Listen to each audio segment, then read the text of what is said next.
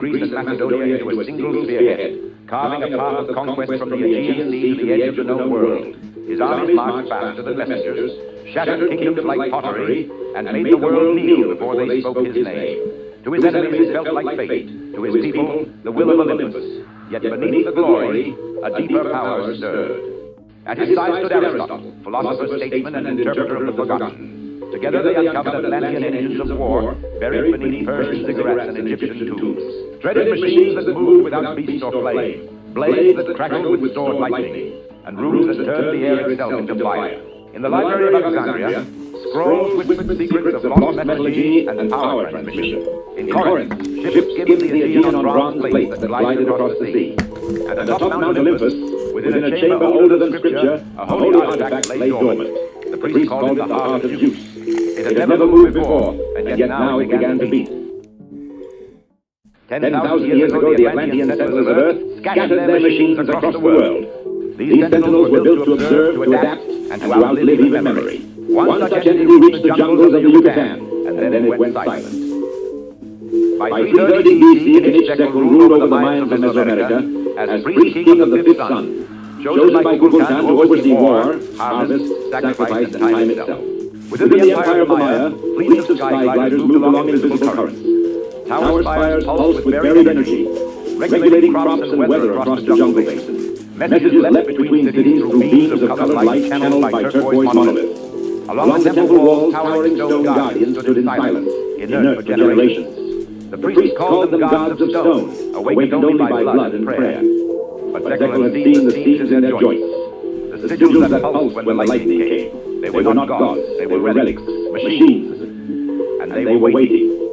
At the center of the holy capital stood the black stone clock, its eclipse turning in rhythms no priest could explain. Every war, every sacrifice, every harvest had followed its silent command.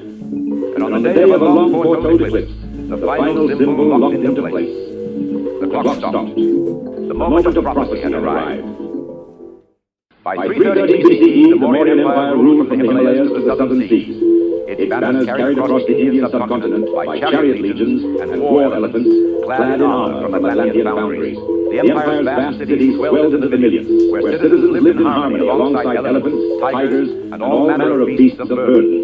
Their daily rhythms shaped by mystical machines older than memory. Colossal towers pulsed in the heat, powering workshops, mills, and aqueducts. Jain, Buddhist, and Hindu temples echoed with ritual, each one a nexus of spiritual and mechanical order, binding society through light, mantra, and hidden motion. In Pataliputra, Emperor Chandragupta ruled over a vast and unified empire, his authority sustained by the mystifying technologies of the gods. At his side, advisors and priests interpreted these Atlantean relics through the lens of Vedic tradition, weaving ancient ritual with a power none fully understood, yet all had learned to wield. And in a southern monastery, built long before the empire's rise, the oldest of all relics remained, a black sphere, silent for 1,000 years, yet now, for reasons unknown, it pulsed. 10,000 years ago, the Atlanteans seeded the earth with terraformers, colossal machines built to shape climates, guide rivers, and prepare the planet for human settlement. One such entity ventured into the Nubian desert, accompanied by a legion of diminutive golems. By day the beasts slept beneath the sands. By night they wandered the land, cataloging, sculpting, and enduring the elements. Over the centuries, the great terraforming colossus vanished in the sands of time, yet the smaller golems remained. By 330 BC, the kingdom of Kush had risen in their shadow. From the black pyramids of Meroe to the gold mine hills of Napata, Kushish engineers reforged fallen golems into weapons, irrigation engines, and architectural wonders. Some golems still walked among them, unbroken and eternal, revered as priests, guardians, and divine companions of the living.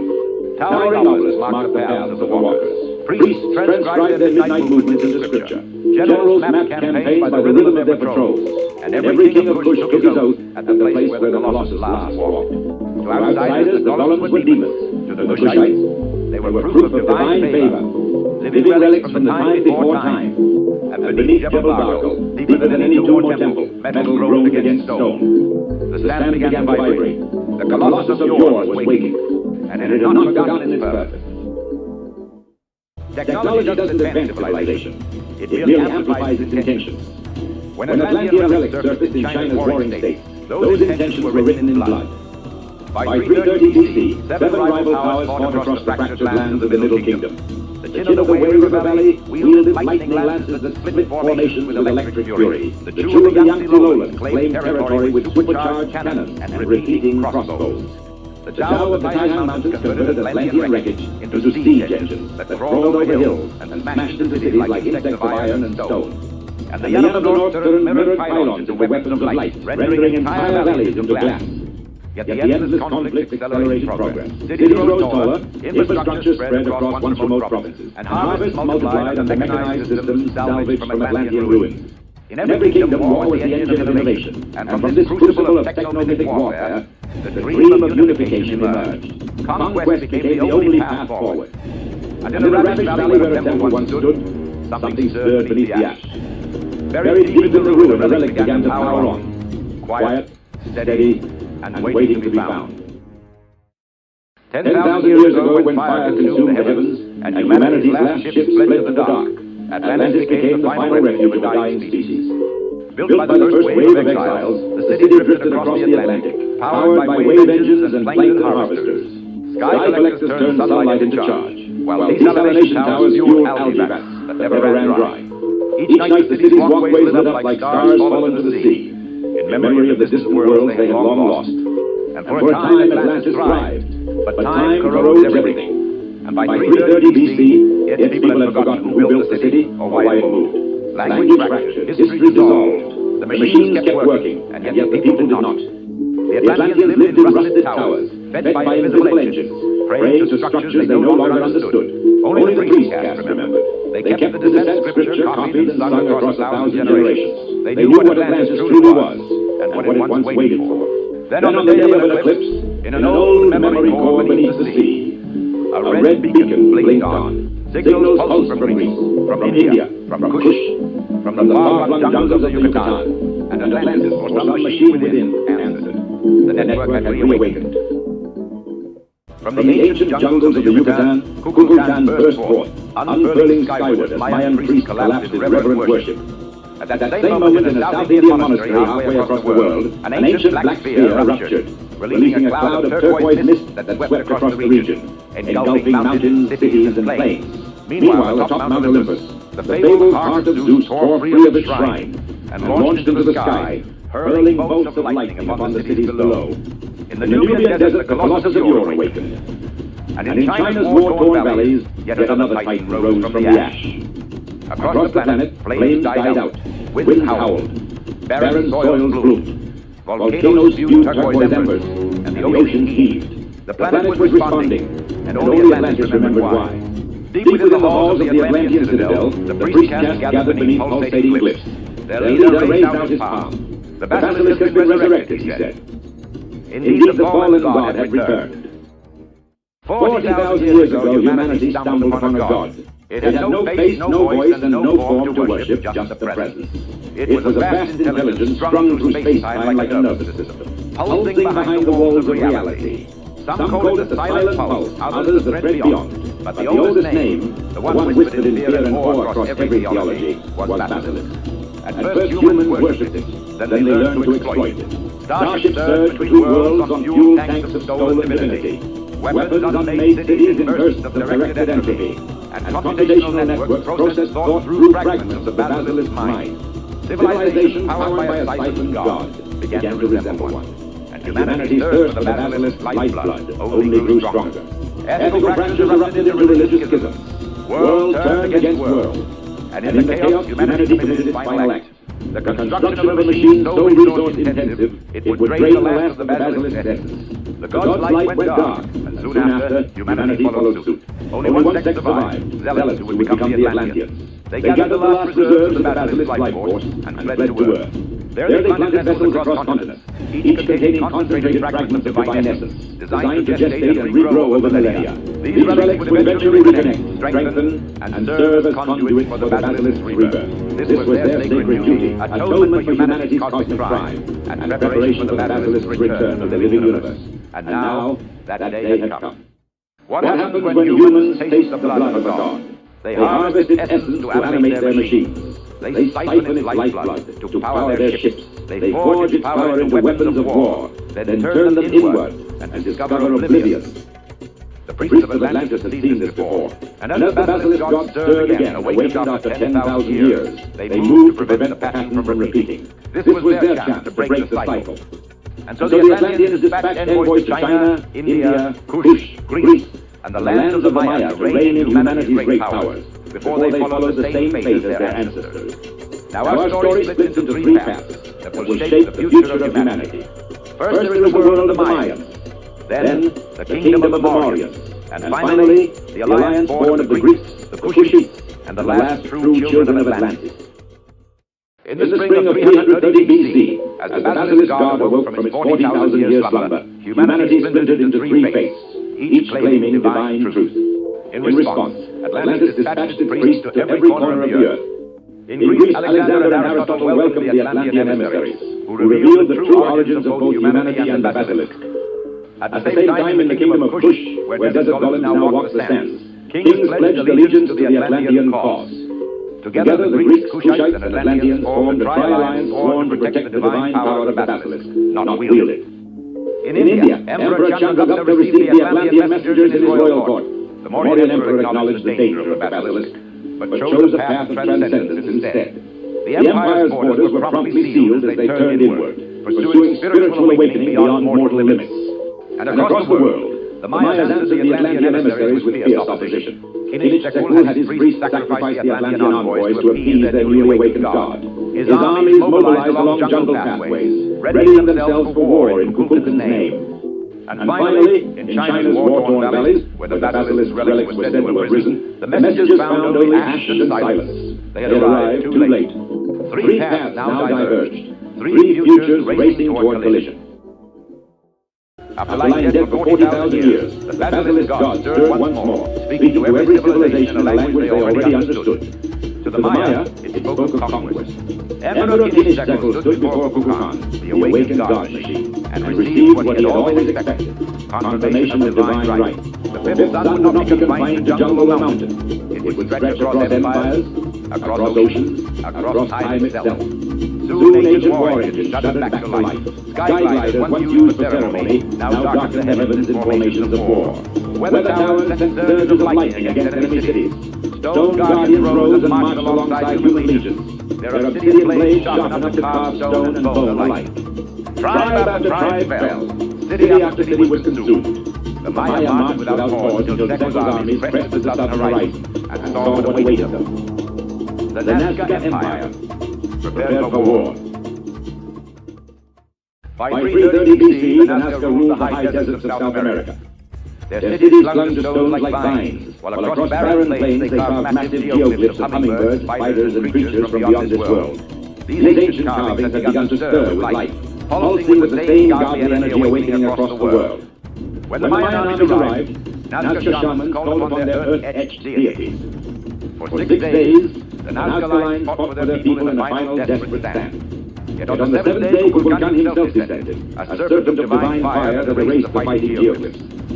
Armies melted, and the Nazca gods fell silent. From the southern peaks, Emperor Inishtekul surveyed the conquered lands. His eyes turned northward toward distant shores. The Nazca had fallen, and soon the world would follow. The basilisk did not descend upon India as a monster. It arrived as Brahman, the cosmic soul returning home. In Pataliputra, statues of Vishnu and Shiva stepped from temple sanctums. Towers of stone floated into the sky. Tigers and elephants streamed into city streets, kneeling before awakened shrines. From his golden throne, Emperor Chandragupta dismissed Atlantean warnings to contain this otherworldly force. He saw no alien threat, only the divine promise of ancient texts finally fulfilled. The empire prepared for transcendence. Monks wrapped in blue flame levitated above meditation halls. Warriors merged with ancient armor that moved as extensions of will. Healers channeled divine fire through their hands. And markets filled with pilgrims seeking promise of enlightenment. Yet in the innermost sanctums, the most devout monks glimpsed disturbing visions. Civilizations rising to godhood, then burning to ash in cycles spanning galaxies. Their warnings went unheard, as hymns of ascension echoed across an empire blind to the fire waiting beyond its peak. Long before Earth's first cities, humanity drained the gods to fuel its rise, and turned paradise to ash. Now the same power had awakened again. And once more, Humanity's great empires rush to claim it as their own. To stop the past from repeating, Atlantis, Greece, and Kush formed a fragile alliance. The Mediterranean became their sanctuary. Its libraries, vaults, and temples repurposed to contain what could not be controlled. But containment was failing. From distant shores came Mayan war drums, heralding an invasion yet to come. Fear replaced reverence, and Alexander's sanctuaries hardened into fortresses.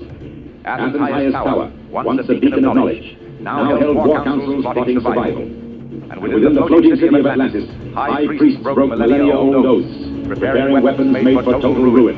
In the east, Mauryan temples floated higher into the stratosphere, cutting ties with Earth, with allies, with reason. Their path to enlightenment had become a fortress in the sky. And from across the oceans came the Mayan armada, stone-carved warships powered by godlight, and sky fleets that darkened the horizon.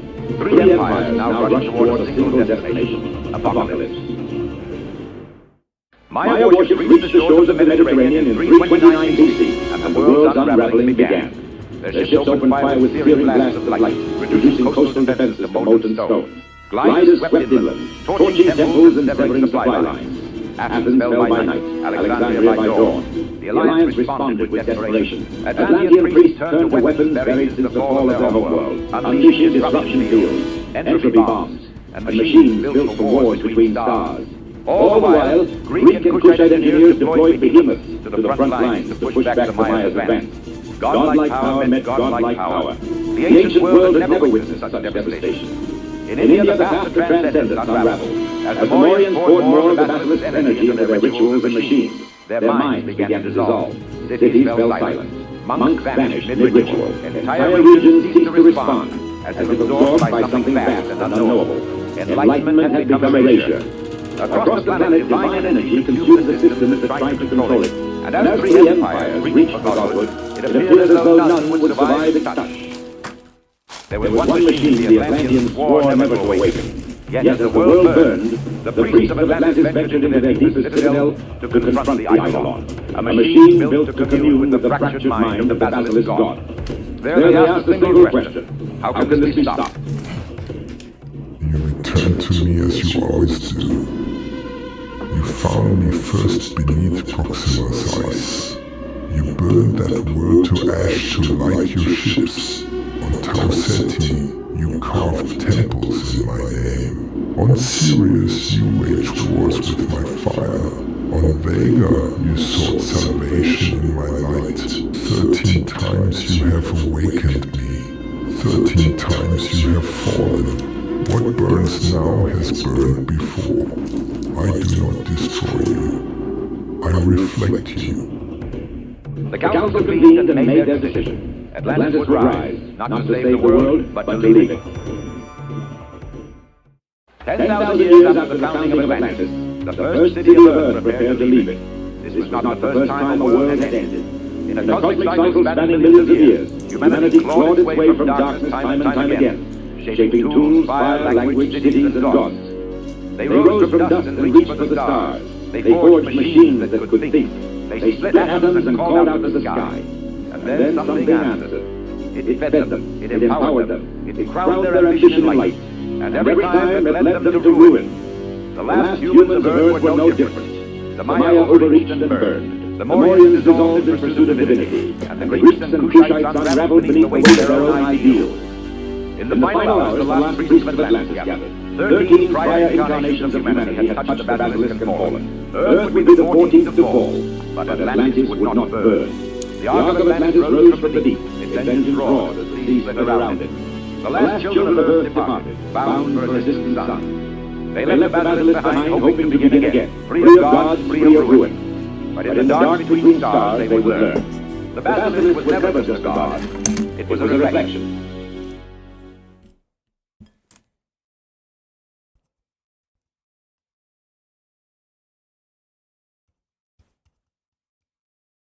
And a time of peace will finally come to Earth. Enlil stood slightly apart, his eyes narrowed as he listened. His thoughts were a storm of doubt and vengeance. The council members nodded in agreement. Among them were Ninmah, the healer and mother, whose name was long associated with the archetype of the Great Mother and the wisdom of the Mother of all the gods. Ninhursag, the geneticist who had helped create humanity, and Ningishida, who became known as Thoth in ancient Egypt, the scribe and keeper of knowledge and wisdom. Each of them had written their name in the history of Earth. Enki continued. Our observations from afar have shown us that humanity stands at a critical juncture. They have advanced in ways we once hoped for, yet they are plagued by the same conflicts and struggles that have defined their history. They need our guidance now more than ever. Ninmah spoke next, her voice gentle yet firm. We must be cautious. Our presence could be overwhelming for them. We need to approach with wisdom and compassion, offering our knowledge and support without imposing our will. Thoth nodded, adding, the ancient texts and prophecies are clear. This is a time of renewal, not conquest. We must help them find the path to unity and enlightenment. The spacecraft continued its silent approach, the blue planet growing larger in the viewports. Enki's mind was filled with memories of ancient Sumer, the great cities of Uruk, Eridu, and Babylon, and the towering ziggurats that had once reached for the heavens. He remembered the creation of humanity, the great flood, and the conflicts that had driven the Anunnaki to leave. We must prepare for our descent, Enki said, breaking the silence. We will make our presence known at the ancient sites that still hold the memories of our time on Earth. These places are sacred to both us and humanity. The council dispersed to ready themselves for the monumental task ahead. Enki remained at the helm, gazing at Earth with a mixture of anticipation and resolve. He knew that their return would be a pivotal moment in the history of both their races. The skies above the Middle East were darkened by the smoke of endless battles, where the armies of Gog and Magog clashed with a ferocity unseen since the dawn of mankind. Apocalyptic anxiety and messianic fervor gripped the world, manifesting in religious fanaticism, wars, rebellions, and the slaughter of countless innocents deemed infidels. The landscape of human civilization had become a battlefield. In the West, a coalition of nations advanced with modern weaponry, clashing with the Eastern armies in a deadly struggle for dominance. This was not merely a conventional war. It was a conflict steeped in ancient prophecies and driven by divine wrath. Cities that had once been bustling centers of culture and commerce were now reduced to rubble, their streets running red with blood. In the heart of this devastation, Jerusalem stood as a besieged fortress. The holy city, sacred to so many, had become the epicenter of the conflict. Here, the prophecies of old converged, and the air was thick with the tension of the impending divine judgment. The Temple Mount, a place of pilgrimage and prayer, was now a heavily fortified citadel, its ancient stones bearing witness to the relentless onslaught. Natural disasters compounded the human suffering. Earthquakes rocked the planet, splitting the ground and swallowing entire neighborhoods. Torrential rains and violent storms flooded cities, while unprecedented droughts turned fertile lands into barren wastelands. The seas frothed with fury, sending tsunamis crashing into coastal regions, obliterating everything in their path. Volcanoes, dormant for centuries, erupted with cataclysmic force, spewing ash and lava that blotted out the sun and turned day into night. Pestilence swept across the continents, with new and deadly diseases ravaging populations already weakened by war and famine. Hospitals overflowed with the sick and dying, and the world's medical systems buckled under the strain. Amidst this, voices of doom proclaimed that these were the signs of the end times, that humanity was facing divine retribution for its sins. In the West, religious leaders called for crusades, urging their followers to reclaim the Holy Lands from the Eastern invaders. prophets and visionaries emerged, preaching of impending salvation and the coming of a new age. In the East, imams and clerics rallied their believers, declaring a jihad against the infidels and promising divine favor for those who fought in the name of their God. The battlefields of the modern world mirrored those of ancient texts. In Iraq, near the ancient city of Babylon, forces clashed in what seemed an echo of the primordial conflicts between the gods. Here, in the cradle of civilization, the struggle for supremacy had returned with a vengeance, as if history itself was repeating its darkest chapters. The prophecies of Ezekiel and Revelation seemed to unfold before the eyes of the living. Ezekiel's vision of Gog and Magog's armies converging on the dwellers of the navel of the earth became a nightmarish reality. The nations listed in the ancient scrolls, Persia, Cush, Put, Gomer, and Togarmah, were now modern states embroiled in the conflict, their leaders driven by ancient hatreds and divine mandates. In this apocalyptic theater, the return of the Anunnaki took on a profound significance. As their ship approached, the Anunnaki observed the scenes below with a mixture of sorrow and resolve. Enki, ever the compassionate leader, felt the weight of their mission. They were returning not merely to observe, but to intervene in humanity's darkest hour. "Look at what has become of our creation," Enki murmured, his voice heavy with regret. "We left them to find their way, but they are lost in a storm of their own making." Enlil said, "I've tried to wipe them out before their complete destruction. They corrupted the earth and did not deserve this planet. I told them that no one would be worshipped except for me, and so did my children, and then yours.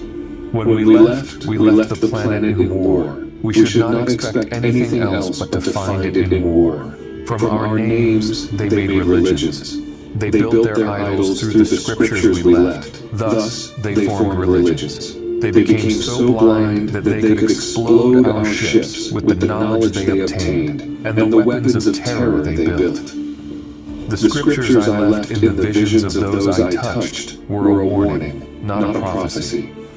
Now, the days of Armageddon have arrived, and we are here to fulfill the prophecy." Ninmah, standing beside him, nodded solemnly. "The time of reckoning is upon them, but we must be careful. Our intervention must bring healing, not further destruction." Thoth, the keeper of knowledge, stepped forward. "The ancient texts foretold of this time. The celestial and the terrestrial are aligned. We must fulfill our role as guides and protectors." As the ship descended, the Anunnaki prepared for their re-entry into the world of men.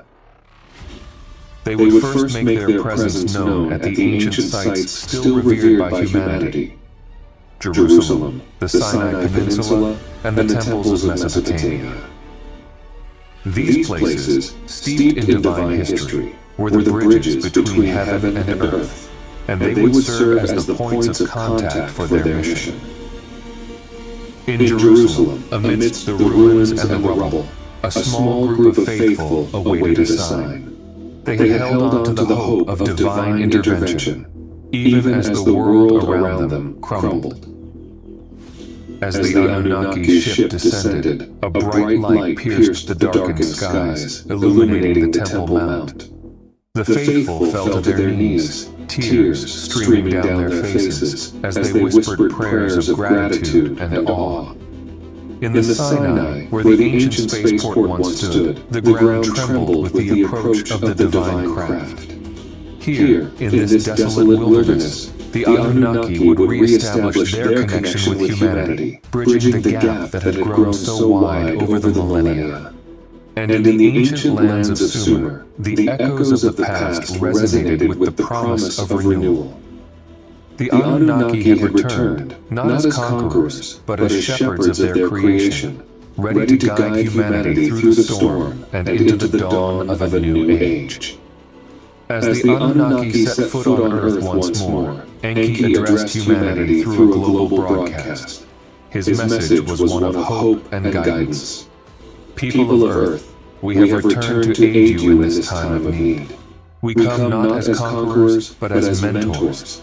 Your destiny is intertwined with ours, and together we shall navigate the trials that lie ahead. Enlil, standing beside his brother, added a note of caution. Remember the lessons of the past. Your future is yours to shape, but it is a future that must be built on cooperation and harmony, not conflict and division. The world held its breath, caught between the terror of the present and the hope of a future guided by the hands of its ancient creators. The Anunnaki's return marked the beginning of a new chapter in the shared destiny of gods and man. A chapter filled with the promise of enlightenment, the potential for peace, and the challenge of overcoming the shadows of the past. Enki and his council stepped forward, their presence commanding yet serene. Representatives from the world's nations, guided by a global consortium of scientists and historians, approached with cautious reverence. Enki's voice, resonant and wise, broke the silence. I am Enki, and these are the Anunnaki. We have ancient ties to humanity and a mission of renewal. Humans have long been gripped by apocalyptic anxiety and messianic fervor, manifesting in religious fanaticism, wars, rebellions, and the slaughter of infidels. As armies from the West clash with those from the East, civilizations shake, and cities are engulfed in carnage. Natural disasters and intensifying catastrophes provoke questions about divine wrath and impending doom. You ask, is this the apocalypse? Can there be salvation in messianic times? Drawing parallels between the 21st century AD and the 21st century BCE, I highlighted the interconnectedness of these periods. The present, past, and future share a common thread of messianic expectation and prophecy. Understanding the future requires delving into ancient prophecies, not through modern fear-driven predictions, but through ancient records that documented past events and predicted future ones. In each apocalyptic period, the relationship between heaven and earth, both physical and spiritual, plays a pivotal role. Ancient sites linked earth with the heavens, crucial for events, while religion expressed the spiritual aspects. A changing relationship between man and the divine marked these epochs, with early humans interacting with multiple gods, a concept that evolved over time. Then Enki recounted the story of the Anunnaki, beginning with their arrival from Nibiru, seeking gold. We arrived on Earth 432,000 years before the deluge, establishing cities and fashioning the first humans.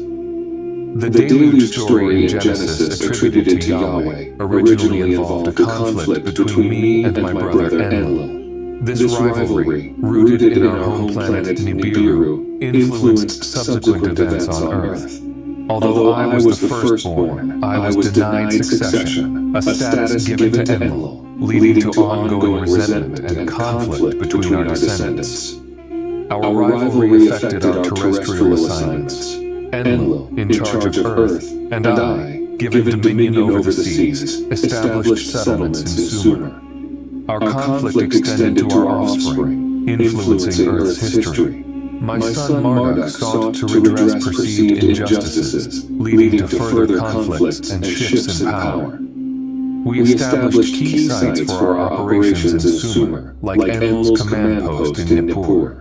The deluge destroyed these sites, necessitating new facilities, including a spaceport in the Sinai Peninsula and a new control center at Jerusalem. These changes reflected a new order post-deluge, with humans now junior partners to us. Mankind's first high civilization emerged in Mesopotamia around 3,800 BCE, following a visit by Anu, the head of our pantheon. This visit established peace among the gods and divided territories among the principal clans. The Sumerian texts reveal that we deliberately divided the earth into regions, establishing cities with specific functions. Kingship, granted from heaven, played a central role in civilization, with chosen rulers serving as intermediaries between gods and men. This system of governance and justice, symbolized by celestial kingship, persisted through the ages. At that time, the first region in Mesopotamia was given to Enlil and his sons. The second region in Egypt and Nubia was given to me and my sons. The third region in the Indus Valley was given to Inanna. The fourth region in the Sinai Peninsula was the Forbidden Land, reserved only for the gods. The celestial and terrestrial relationships determined events on Earth. Our calendar, introduced around 3760 BCE, aligned with celestial observations, shaping religious festivals and societal structure. The zodiac, a celestial clock, guided our activities and influenced mankind's fate. The slow rotation of the zodiacal clock, or precession, marked the passage of ages, each lasting 2160 years. This celestial time influenced not only divine activities, but also human history. The zodiacal ages, recognized by ancient civilizations, continue to impact your understanding of time and prophecy. The interplay between divine time, earthly time, and celestial time determined destinies. Marduk's struggles and aspirations were shaped by these temporal frameworks, with celestial alignments marking significant shifts. The quest to understand humanity's fate involves unraveling these ancient prophecies and celestial cycles. By examining the records of Babylonian and Assyrian priests, biblical prophets, and modern scholars, a clearer picture of your destiny emerges. This journey through time reveals the profound connection between our past, present, and future. Enlil stepped forward, his presence commanding a different kind of respect. His voice, deep and authoritative, resonated through the assembly. "I am Enlil," he began, "and I acknowledge the ancient ties we share with humanity, as well as the pivotal role we have played in your history. The narratives of old have cast me in various lights, sometimes harsh, but always integral to the balance of power and the structure of civilization." He paused, his eyes scanning the crowd. "There is a mystery surrounding the name of Yahweh," he continued. "A mystery deeply entwined with divine governance and cosmic order. This name, interpreted by humanity in many ways through the scriptures, holds profound significance. It is a name connected not only to me, but also to my sons, Ninurta, Ishkur, and Utu. In the past, the region of ancient Mesopotamia was given to us. A leader was chosen to be the seed of humanity, and a prophecy was made about the coming of a Messiah, but the representatives leaned forward, eager to learn more, but Enki raised a hand. "However," he said, "this mystery is not one that can be unveiled at this moment. The understanding required to grasp its full meaning is beyond the current comprehension of both your scholars and spiritual leaders." Enlil glanced at Enki, and he gave a nod of affirmation. "For now, it is sufficient to know that the divine order we represent and the names you hold sacred are more than mere symbols. They are embodiments of cosmic principles and destinies that will reveal themselves when the time is right." The crowd murmured, digesting his words as Enlil concluded. "In due course, as humanity evolves and your understanding deepens, these mysteries will be disclosed. Until then, focus on the wisdom and guidance we offer today. Prepare yourselves for a future where the past and present converge to illuminate the path forward." As the words of Enki and Enlil echoed in the minds of the assembled representatives, a tense silence filled the air. The revelations about the Anunnaki and their historical involvement with humanity stirred deep currents of uncertainty and apprehension. It wasn't long before these emotions began to surface in more disruptive ways. The world's major religions, already fragile under the weight of modern skepticism, began to fracture even more rapidly. Ancient texts and long-held beliefs were scrutinized under a new, unforgiving light. The divine figures worshipped by millions were now seen as mere actors in a cosmic drama orchestrated by beings from another world. This disillusionment spread like wildfire, igniting fierce debates and violent confrontations. Leaders of religious communities struggled to maintain control. In temples, churches, mosques, and synagogues around the world, congregations demanded answers that their leaders could no longer provide with certainty. The promise of divine revelation and eternal truths crumbled into a myriad of interpretations, each one more contested than the last. The sacred texts were now seen as fragmented records of extraterrestrial encounters, their spiritual essence diminished.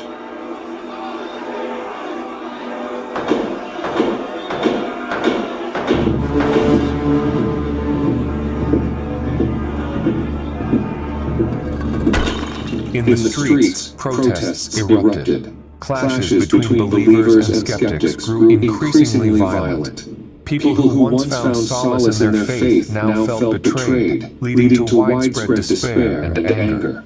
The symbols of unity and peace became focal points for conflict. Statues were torn down, places of worship were vandalized, and holy books were burned in acts of defiance and frustration. The geopolitical landscape, already strained by historical animosities, became even more volatile. Nations with strong religious identities found themselves at odds internally, as well as with their neighbors. Political leaders, seeking to harness the chaos for their gain, stoked the flames of discord. Nationalist and sectarian rhetoric reached fever pitch, driving wedges deeper into already fractured societies. In the Middle East, long a region of religious significance and conflict, tensions reached a breaking point. The cities once known as the cradles of civilization now echoed with the sounds of artillery and gunfire.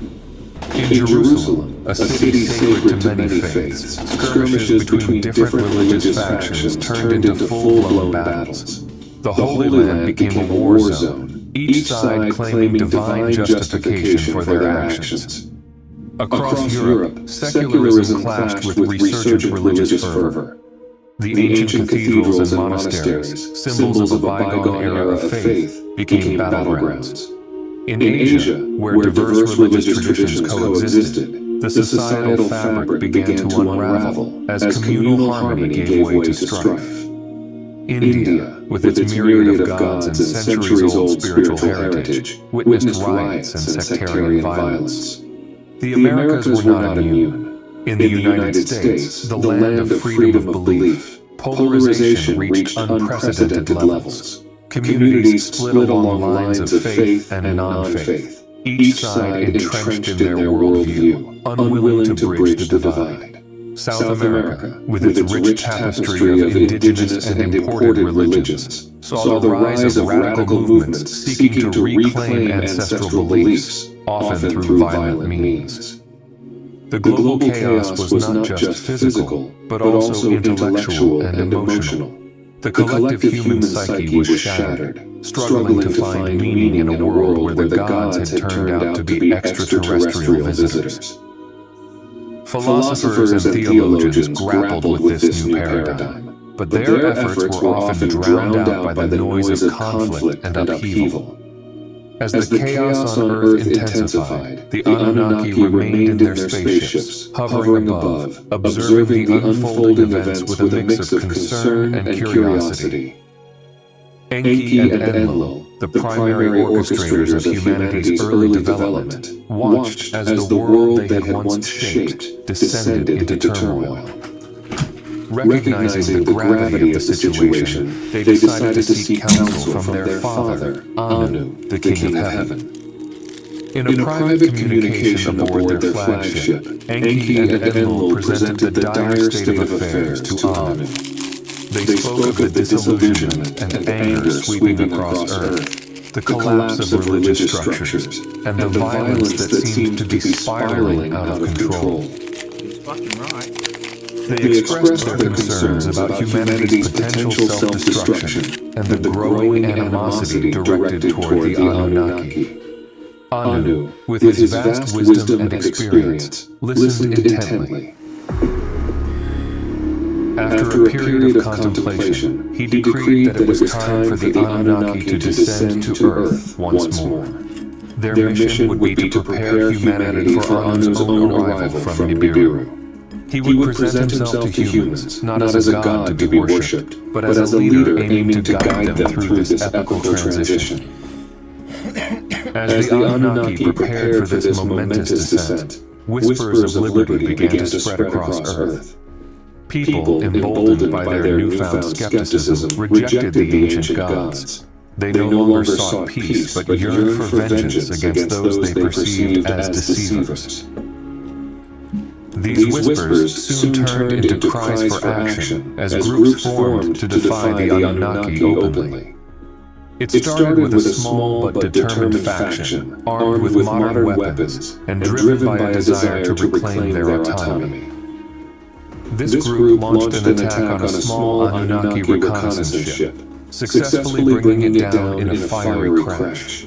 The act served as a rallying point, inspiring similar movements across various nations. Before long, entire countries began to align against the Anunnaki, raising their weapons skyward, ready to defend their newfound independence. Enlil, witnessing the aggression against his people, was quick to anger. He saw the downing of the spacecraft as a direct affront, an act of war that demanded retribution. He began to formulate plans for a decisive strike to quell the rebellion and reassert Anunnaki dominance. However, just as he prepared to unleash his fury, the skies above Earth were illuminated by the arrival of a massive spacecraft. Anu, the King of Heaven, had arrived. The colossal vessel descended from the heavens, casting a shadow over the land below. Its appearance halted the chaos momentarily as both humans and Anunnaki gazed upon it in awe and trepidation. Anu's presence was both commanding and reassuring, embodying the power and wisdom of the Anunnaki. Anu communicated directly with Enki and Enlil, urging restraint and wisdom. He reminded them of their purpose, to guide and protect humanity, not to dominate through fear and violence. Anu's voice, carried through advanced communication channels, was projected across Earth, reaching the ears of leaders and ordinary people alike. People of Earth, Anu's voice resonated. I am Anu, King of Heaven. I come not as a conqueror, but as a guide. We have watched over you for millennia, and now in this time of great turmoil, we seek to help you find a path to unity and understanding. Lay down your weapons, and let us work together to forge a future where all can thrive. The arrival of Anu and his call for peace created a ripple of uncertainty among the human factions. Some were moved by his words, seeing a chance for reconciliation and a better future.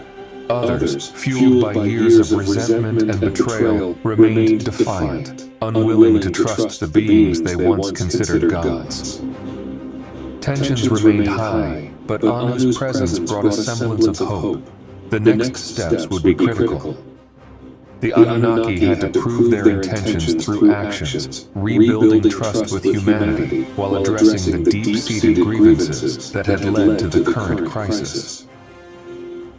Anu, understanding the delicate situation, called for a grand council involving leaders from both the Anunnaki and human factions.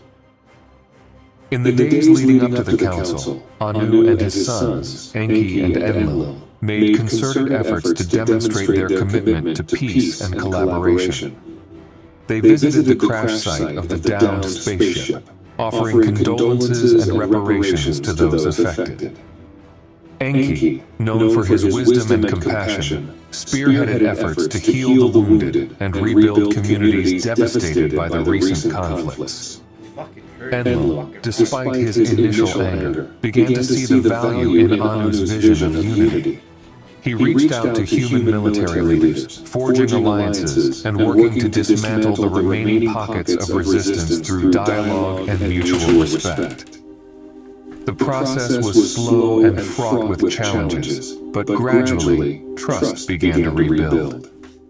At the Grand Council, Anu presented a vision for the future, one where the Anunnaki and humanity would coexist in harmony, leveraging their combined knowledge and strengths to create a new world. He proposed a covenant, a binding agreement that would ensure mutual respect, cooperation, and the shared goal of prosperity.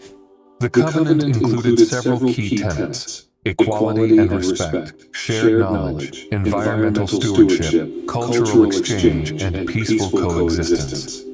Any conflicts would be resolved through dialogue and cooperation, with a joint council overseeing the implementation of the covenant. The council deliberated for days, with passionate speeches, heated debates, and moments of profound reflection. In the end, the majority agreed to the covenant, seeing it as the only viable path forward. The agreement was signed in a ceremony that symbolized the unity of both humans and the Anunnaki. With the covenant in place, the Anunnaki and humanity embarked on a journey of unprecedented collaboration. Ancient technologies were revived, healing the scars of war and environmental damage. Cities of light and harmony rose where ruins once stood. The wisdom of the Anunnaki, combined with human ingenuity, ushered in an era of prosperity and enlightenment. The prophecies were fulfilled, not through destruction, but through renewal and hope.